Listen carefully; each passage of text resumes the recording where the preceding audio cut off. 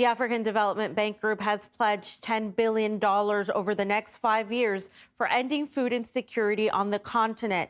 It envisions Africa becoming a net exporter of food supplies for world markets. The bank's president says Africa needs to raise its ambitions for economic development.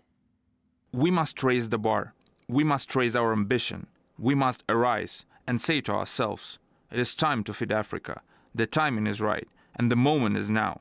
Feed Africa. We must. The UN has estimated that more than 35 million people, including over 6 million children, are unable to meet their basic nutritional needs in Western and Central Africa. 48 million people, including 9 million children, are expected to be at risk of hunger in that region in the near future. Elsewhere in Eastern Africa, across Ethiopia, Kenya, and Somalia, 24 million people are now facing dire water shortages. We heard from economist Charles Bogi in Uganda that said that while the international reaction to Africa's hunger crisis could be more proactive, it's up to the continent to solve its issues on its own. I think the international reaction, in my view, is still quite, lukewarm in certain areas. And I'm saying that because most of the time it's more reactionary and not proactive, if I may say. And that's why I again would like to maintain that it has to be solved by Africa. The others can come in as friends to support and help where they can, but that effort, needs to be really pushed further and harder by African countries themselves and their leaders, or our leaders for that matter.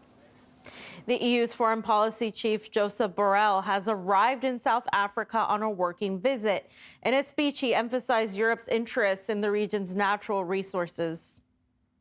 As strategic partners, there are areas where we work together and could do more together, where we could work in a more strategic way at multilateral and continental levels.